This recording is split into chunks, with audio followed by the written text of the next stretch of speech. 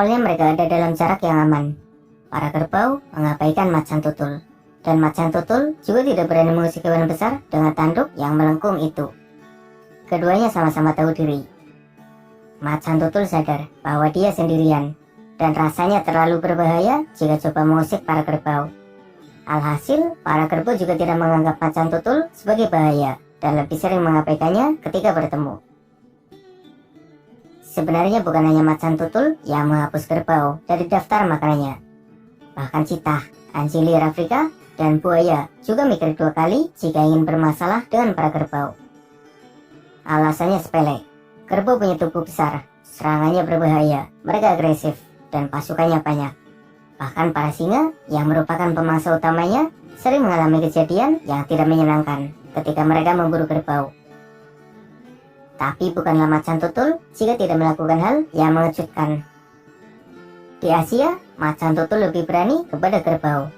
Ada beberapa momen di mana macan tutul nekat menyerang kerbau yang bahkan bersama pasukannya. Entah karena kerbau Asia tidak terlalu agresif, atau karena macan tutul di Asia lebih kuat. Entahlah.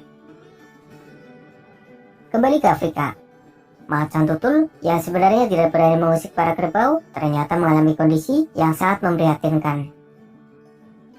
Kala itu, macan tutul kelaparan karena beberapa perburuan yang ia lakukan mengalami kegagalan. Dan sekalinya berhasil memburu mangsa, hyena dan pesaing lainnya langsung merebut makanan yang ada. Hal itu berlangsung selama beberapa waktu, menyebabkan macan tutul begitu kelaparan.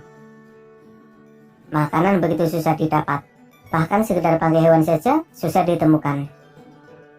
Tubuhnya kurus, seperti hewan tua yang memasuki masa senja.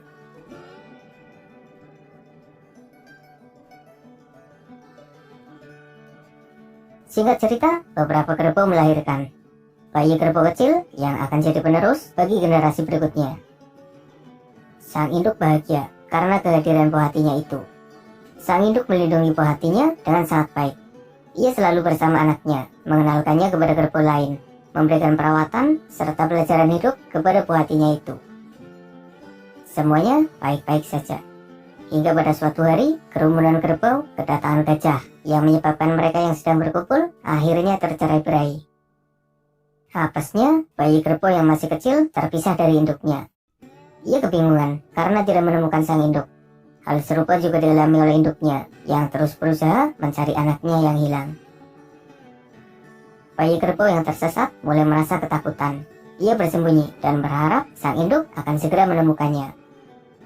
Bukannya kedatangan sang induk, yang datang malah macan tutul. Ternyata persembunyian kerbau kecil mudah diketahui.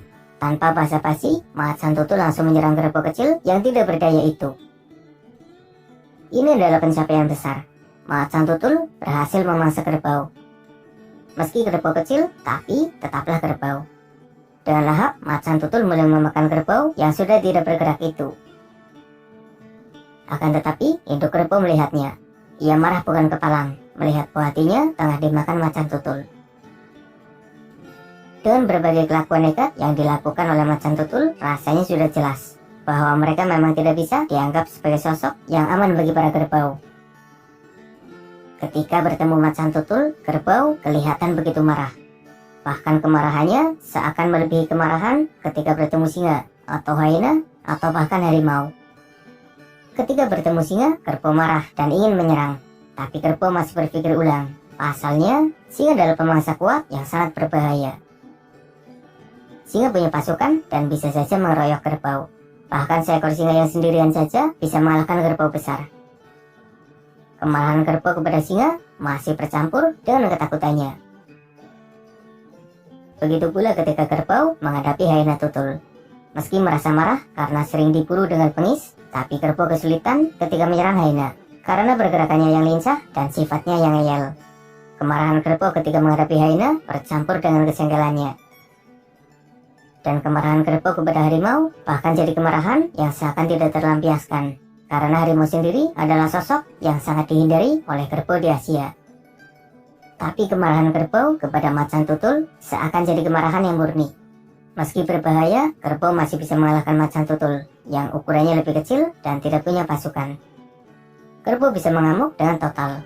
Beberapa kali macan tutul harus menghadapi kemarahan kerbau yang sangat mengerikan.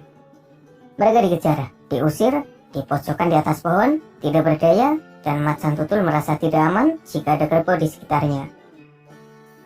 Beruntung bagi macan tutul, mereka masih bisa memanjat pohon atau sembunyi di tempat yang lebih tinggi, sehingga kerbau tidak bisa menjangkaunya.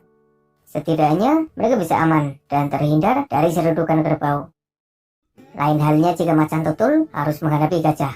Sembunyi di atas pohon sekalipun kadang masih diserang, dan bahkan coba dijatuhkan dengan menggoyang pohon yang jadi persembunyiannya itu.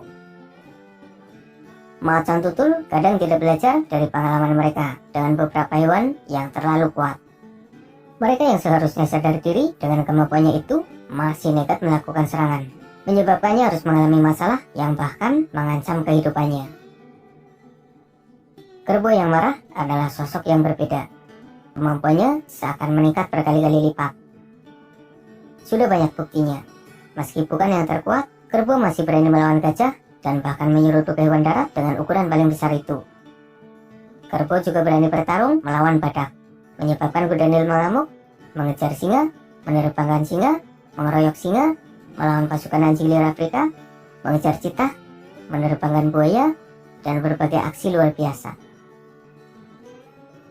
Dari sekian banyak jenis kerbau, kerbau Afrika jadi salah satu yang paling berbahaya. Mereka bahkan tidak dijinakkan oleh manusia karena sifatnya yang buas dan sangat agresif. Setelah kejadian tidak terduga yang dilakukan oleh macan tutul, rasanya kerbau tidak akan bersikap seperti sebelumnya. Mereka tidak akan mau lagi menerima macan tutul atau bahkan pemangsa lainnya. Karena ada kalanya mereka yang sebelumnya tidak berani mengusik kerbau malah nekat menyerang kerbau kecil atau yang tidak berdaya. Kerbau dan macan tutul memang tidak bisa hidup seperti buaya dan kuda Nil. Ada jarak di antara mereka. Karakter yang berlawanan menyebabkan mereka tidak bisa bersama, karena tetap saja ada peluang bagi pemangsa untuk menyerang mangsanya.